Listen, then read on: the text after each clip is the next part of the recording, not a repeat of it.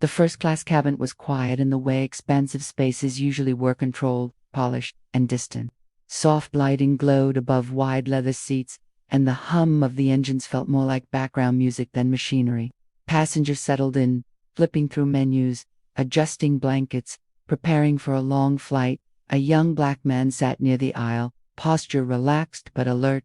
He wore a tailored navy suit, no tie, sleeves perfectly fitted. His face was calm, almost unreadable, but his eyes observed everything. He had boarded without assistance, placed his carry-on neatly overhead, and taken his seat without a word. A flight attendant stopped in front of him. "You need to move," she said sharply. The man looked up, confused. "Excuse me? This seat isn't yours," she said, pointing at the seat number with her finger. "You need to get out of it." He glanced down at his boarding pass, then back up at her. "This is my assigned seat," he replied evenly. She scoffed. "No, it's not. First class is full." A few heads turned. A man across the aisle paused his reading. A woman to Rose's back leaned slightly forward. "I boarded with Group 1, the man said calmly. "My ticket says to a—" The attendant crossed her arms. "I don't care what it says. You don't belong here. Move to economy before I call security." The word belong landed heavy. The man didn't raise his voice. He didn't stand. He simply held the boarding pass up between them. "Please look again." She didn't take it. Instead, she leaned closer, her tone dropping into something colder. "I said get out of the seat." A murmur rippled through the cabin. "Is there a problem?" a man behind them asked quietly. "Yes," the attendant snapped without turning. "This passenger is refusing to follow instructions." The young man exhaled slowly. "I'm refusing to give up a seat I paid for." The attendant laughed once, short and sharp. "Yeah, right." She turned and waved another crew member over. "Get the lead." Now, the lead attendant arrived moments later, tablet in hand. "What's going on?" "He's in the wrong seat," the first attendant said quickly. "Won't move." "That's not true," the man said. "This is my seat. I have the boarding pass." The lead looked at the pass, then at the tablet. Her expression flickered. She checked again. "It says 2A," the young man added calmly. "Same as the seat." The lead hesitated. "Let me double-check." The first attendant rolled her eyes. "We don't have time for this." The young man's jaw tightened slightly. "Funny," he said, "because you had time to accuse me." The lead attendant's eyes lifted. "Sir." Before she could finish, the first attendant snapped. "If he doesn't move, call the captain." That did it. The young man reached into his jacket and pulled out his phone. "No need," he said quietly. "I'll make a call." The first attendant laughed again. "Go ahead." He dialed the number and put the phone to his ear. The cabin went still. "Yes," he said calmly into the phone. "I'm on flight 784, first class seat, 2A. A pause. "Yes, there's an issue." The first attendant folded her arms, smirking. "Someone is telling me I don't belong in my seat," the man continued, "and threatening security." Another pause. His voice didn't change. "Yes, I'd appreciate that." He ended the call and placed the phone on the tray table. The first attendant leaned in close, her voice low and hostile. "You just made things worse for yourself." The lead attendant shifted uncomfortably. 2 minutes passed, then 5. Then the cockpit door opened. The captain stepped out. The cabin collectively inhaled. "What's going on?" the captain asked. The first attendant immediately spoke. "This passenger is refusing to move from a seat that isn't his." The captain turned to the young man. "Sir." The young man handed him the boarding pass. "Seat to it." The captain studied it, then checked the tablet the lead held out. His eyebrows rose. "This seat is his," the captain said plainly. Silence. The first attendant froze. "That's impossible." "It's not," the captain replied. "It's right here." Her face drained of color. I didn't know," she stammered. The young man met her eyes. He didn't ask. The captain looked between them. "Is that all?" "No," the young man said. The word carried weight. "I was told I didn't belong," he continued calmly, "in front of everyone." The captain's jaw tightened. "I'll handle this." He turned to the attendant. "Step aside." Passengers watched openly now. No one pretended not to see. The captain spoke quietly with the lead attendant, then turned back. "Sir, I apologize for this experience. The young man nodded once. Thank you. And for the record, the captain added, you're welcome here. The first attendant was escorted toward the rear of the cabin. Whispers erupted. Did you hear what she said to him? She just assumed. That was uncomfortable. The plane finally pushed back. Once airborne, the lead attendant returned with a tray and a sincere apology. Your meal, sir. And, I'm sorry. He accepted it politely. I appreciate that. Across the aisle, a woman leaned over. I'm glad you stood your ground, she said quietly. So am I, he replied. Halfway through the flight, a man approached from another row.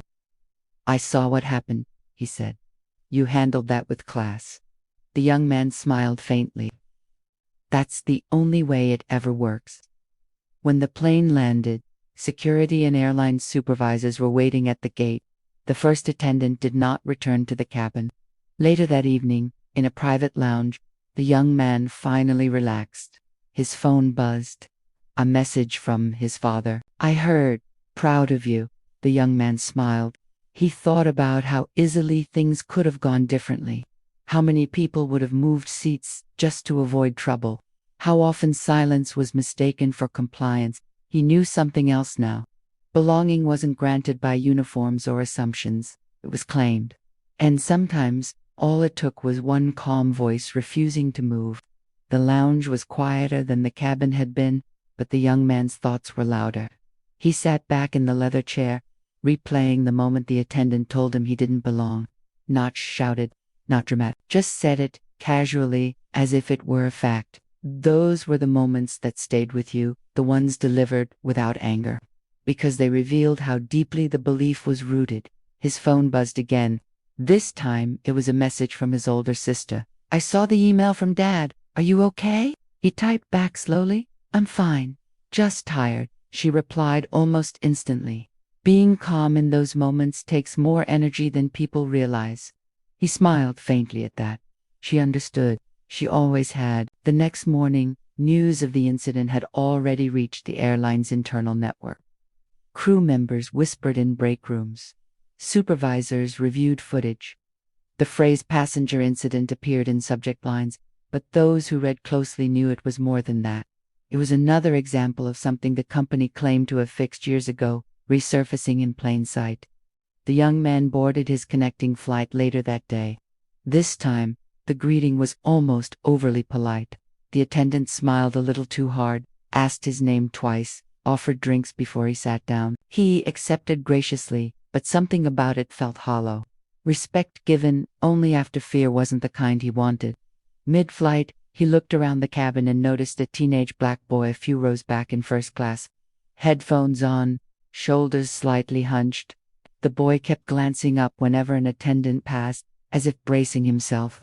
The sight tightened something in the young man's chest. He remembered being that age, remembered learning early when to speak and when to stay silent, remembered watching adults decide who deserved ease and who had to earn it. When service began, the boy was offered a drink without issue. The young man felt a small, cautious relief. Maybe something had already shifted, or maybe it was just luck. He knew better than to confuse the two. After landing, he didn't rush off the plane. As passengers filed out, the captain caught his eye and nodded respectfully. Again, I'm sorry for yesterday, he said quietly. I know, the young man replied. What matters is what happens next. That afternoon, he sat in a conference room with senior airline executives. The mood was tense, rehearsed, apologies were issued carefully, words chosen for liability as much as sincerity. The young man listened without interrupting, hands folded, expression unreadable. When they finished, he spoke. I don't want compensation, he said. I don't want miles or vouchers. Several executives looked surprised. I want policy changes that don't rely on complaints to activate, he continued. I want accountability that doesn't disappear once the flight lands. One executive cleared his throat. We already have bias training. Then it isn't working, the young man replied calmly. Because what happened wasn't confusion, it was assumption. Silence filled the room. You train people to recognize emergencies, he added. You need to train them to recognize their own instincts the same way. The meeting ended differently than it began. Less polished, more serious. That evening, the young man visited his father. They sat across from each other in a quiet study, shelves lined with books and awards that had taken decades to earn. His father listened as the story was told, again, slower this time, with details that hadn't made it into the initial call. "I'm proud of you," his father said when he finished. "Not because of what you could do, but because of what you didn't do." The young man nodded. "I thought about standing up, thought about raising my voice, and you didn't," his father said. That restraint forced everyone else to confront themselves. The words settled deep. Weeks passed. The incident faded from public memory, but inside the airline, changes began to ripple. New training modules, revised protocols, anonymous reporting lines that actually led somewhere. None of it dramatic, all of it necessary. One afternoon, the young man received an email from the lead attendant who had intervened. She thanked him for his composure and admitted that watching the situation unfold had forced her to confront moments she had previously dismissed as minor. "I won't make that mistake again," she wrote. He replied simply, "That's all anyone can ask."